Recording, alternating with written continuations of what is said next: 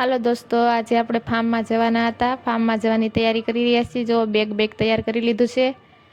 કેવરાજનું excitement ખુશ છે, જો કેટલો હરખમાં છે. આજે કેવરાજના પપ્પા વિલામાં લઈ જવાનું કીધું તું અમને કે ચાલો નાવા લઈ જાઉં. તો અહીંયા વેફર બધું તૈયાર થઈ ગયું છે, જો નાસ્તા માટે. અને કેવરાજના પપ્પા કહેતા ફટાફટ નીચે આવો, જો અહીં ઊભા હતા. અમે નીચે પોગી ગયા છીએ અને કેવરાજના માછી નાવાના તો એની વાટે જઈએ. અહીંયા કેવરાજના પપ્પા બેઠા નીચે મોબાઈલ ચલાવે છે એની વેટમાં. એ લોકો આવી ગયા છે અને આપણે નીકળી ગયા છીએ રસ્તા ઉપર જવા. આપણે અત્યારે રસ્તા ઉપર જ છીએ. જો આપણે બ્રિજ ચડી ગયા છીએ તાપીનો. બ્રિજ ઉપર થોડું ટ્રાફિક છે એટલે થોડી વાર લાગશે. આપણે પહોંચતા 8:30 જેવું ટાઈમ થઈ ગયો છે ને આપણે લેટ થઈ ગયું છે. આપણે વિલ્લા ઉપર પહોંચી ગયા છીએ. અહીંયા આપણે ચાવીની વાટે હતા. આપણને ચાવી મળે પછી અંદર એન્ટ્રી મળે.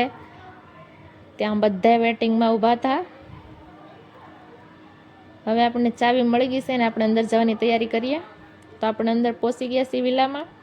હું તમને બતાવીશ કે અંદર શું છે અને શું સુવિધા આપણને અંદર વિલામાં મળવાની છે. તો ચાલો આપણે અંદર જઈને જોઈએ. આ આપણું કિચન એરિયા છે. ફિલ્ટર, ફ્રીજ, બધું જ ગેસ બધું જ ત્યાં છે.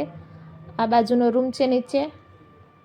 અહીંયા પલંગો, ગાદલા, ચાદર, ખુરશીઓ બધું આપણને મળી જવાનું છે સુવા બેસવા માટે. હવે ઉપરની તરફ જઈને હું તમને બાલ્કનીનો વ્યૂ બતાવું.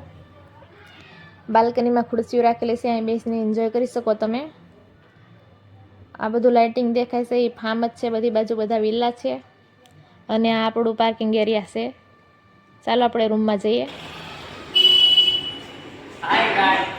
હવે જશે અંદર. આપણે પીલો અને દયા આવી ગયા છે.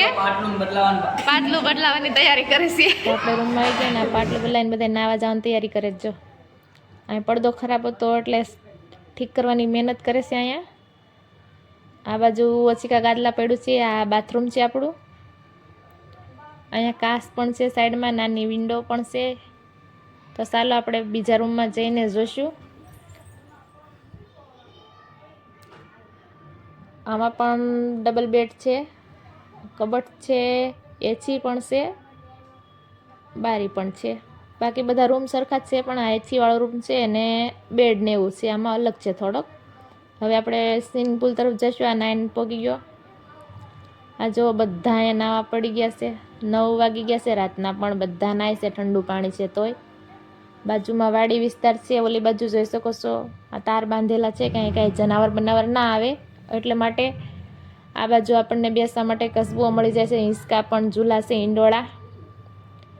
આ બાજુ આપણને ગાર્ડન મળી જાય છે. છોકરા એક્ટિવિટી રમી શકે, કાંઈ પણ કરી શકે. તો ચાલો આપણે હવે અંદર જઈશું. અહીંયા જમવાની તૈયારી બધા કરી રહ્યા છે.